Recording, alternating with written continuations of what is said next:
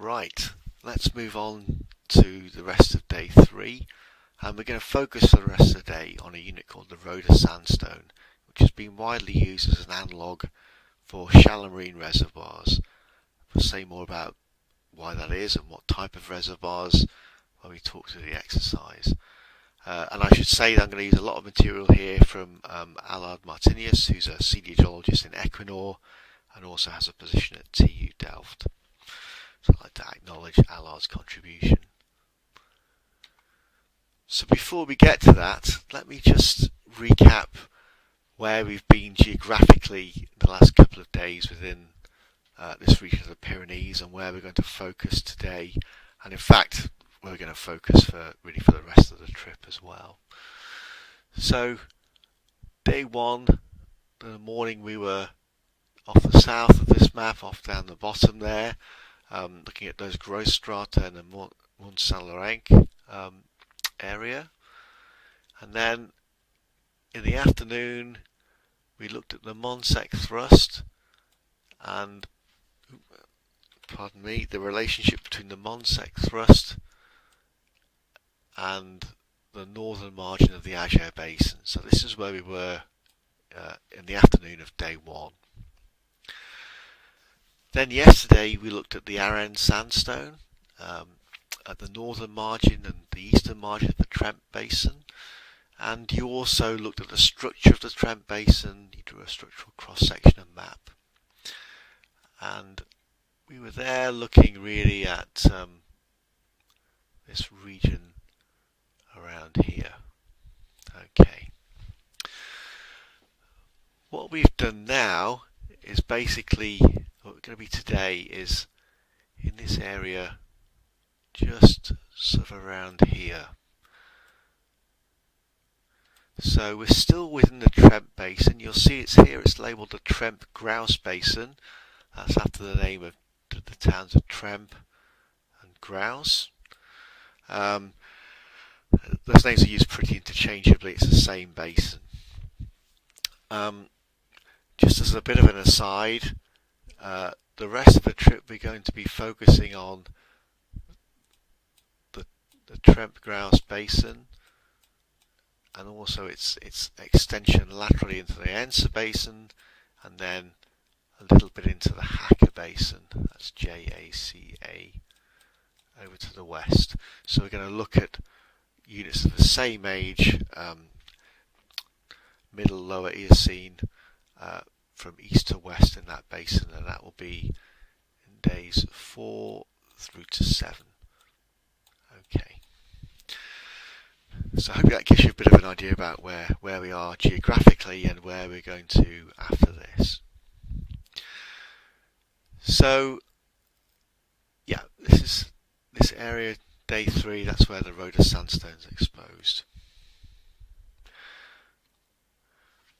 So that's geographically where we are. How about stratigraphically? Okay, so what we're looking at here is it's a sort of schematic diagram showing 2 stratigraphic columns. Here we have the Boisjols thrust and a piggyback basin behind the Boisjols thrust, and that's overlain by the Villa Carga formation, succession of marls, the Roda Sandstone and the Tremp formation. So this is really the stratigraphy we were looking at yesterday, and you'll see that's in terms of ages, that's Campanian Maastrichtian, so late Cretaceous through into the Paleocene. Then if we move a little bit further to the south, so this is in this case still within the Tremp-Graus Basin, but the Monsec thrust is the key structure which forms the basin that these younger sediments are deposited in. And we can see the Allard group.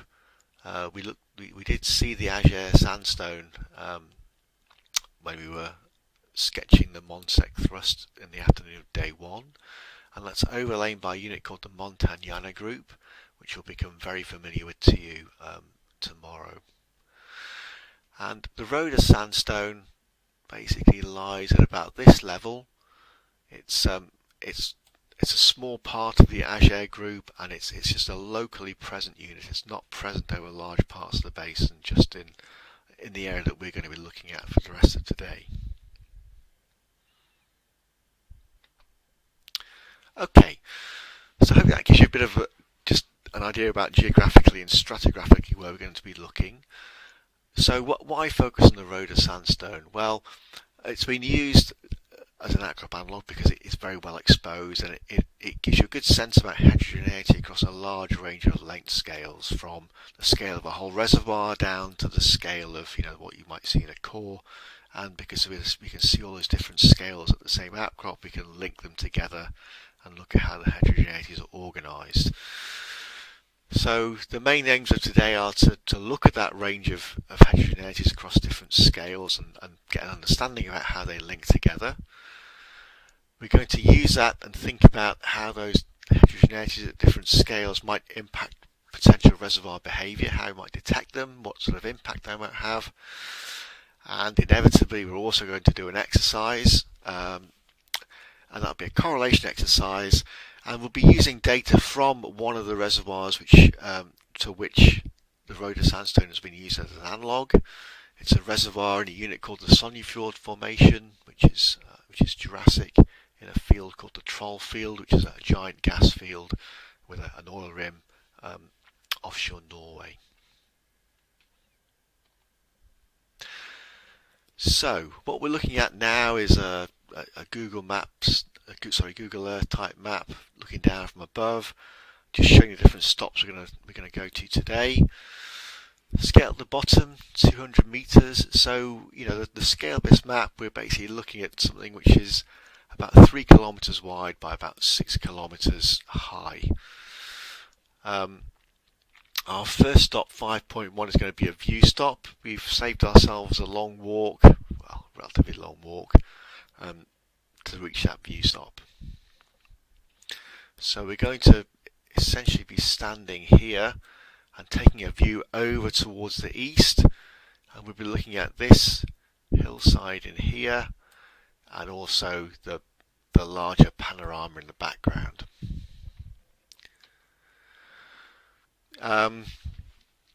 Before we do that, let's say a little bit more about the Roda Sandstone. It's early Eocene in age, and it represents a duration of 500,000 years, give or take.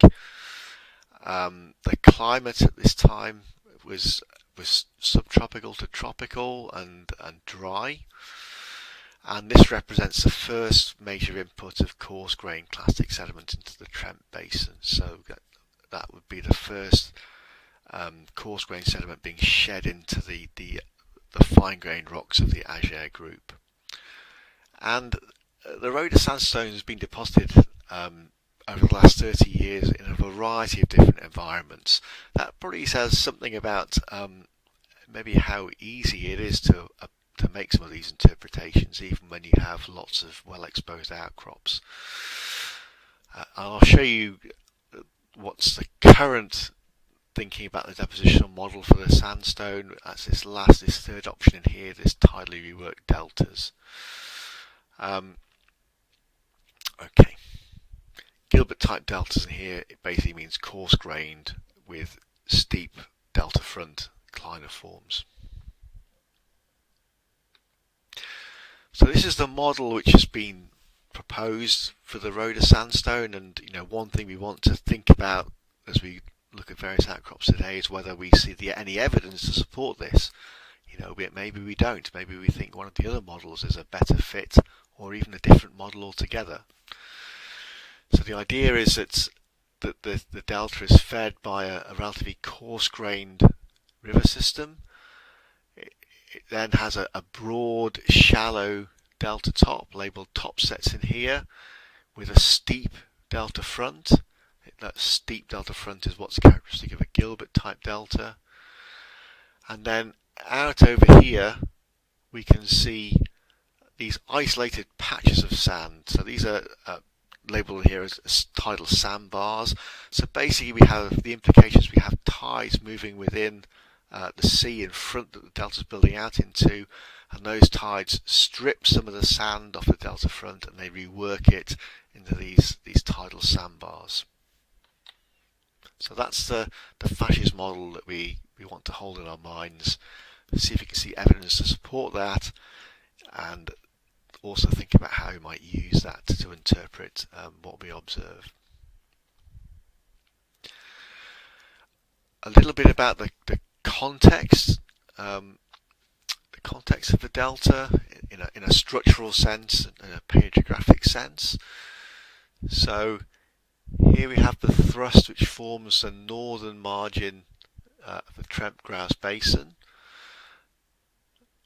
and you can see the Roda Sandstone itself is this browny yellow unit through here. You can see that's being fed in through what looks to be a structurally confined setting in between two thrust sheets, if you like. There's a sort of relay zone in between two thrust sheets. You can also see in the pale blue here, away from where the sediment's being fed in, we have reefs being developed, carbonate platforms. So again, that supports having a subtropical to tropical climate. And the idea is that we have the Monsec Reef. That was on the southern margin of the GDE map, which I sketched and you've just seen in the Panopto recordings for the Roda Sandstone exercise yesterday. So this delta is building out into an elongated northwest to southeast trending basin, and again the basin has the right configuration to have tides flowing through the basin there.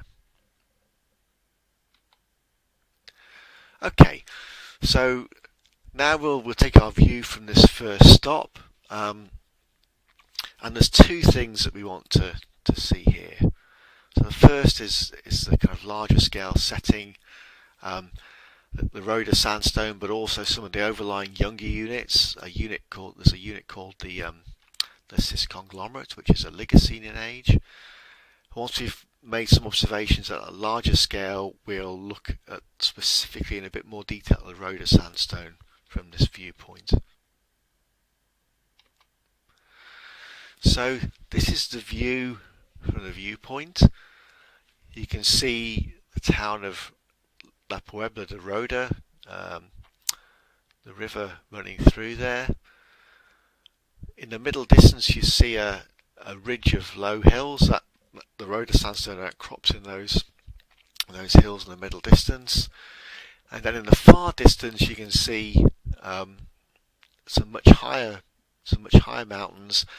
That those are made up of this Oligocene conglomerate, the cis conglomerate, and you'll see there it's labelled as a cis paleo valley. So that conglomerate has been mapped out. It's quite localized, and it forms a north-south trending. It has a north-south trending orientation. It's interpreted to lie within a paleo valley.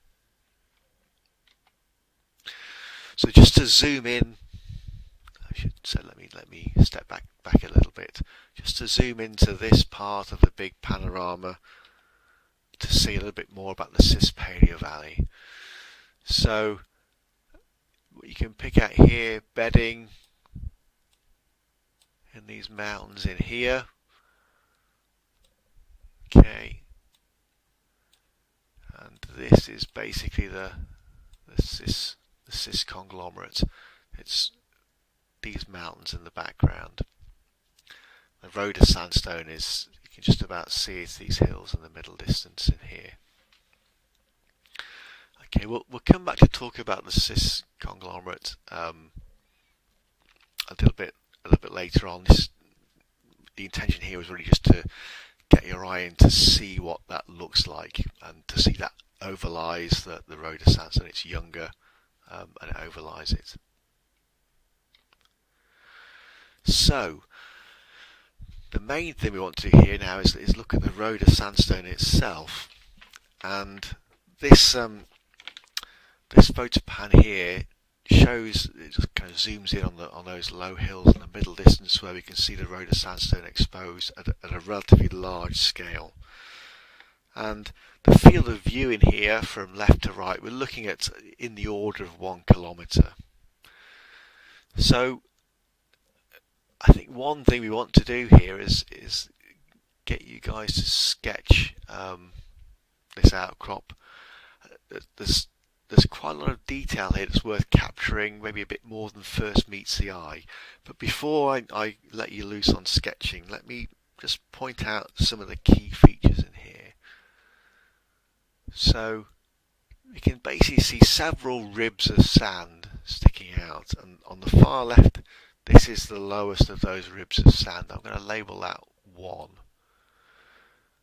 That we can trace across the hillside in here.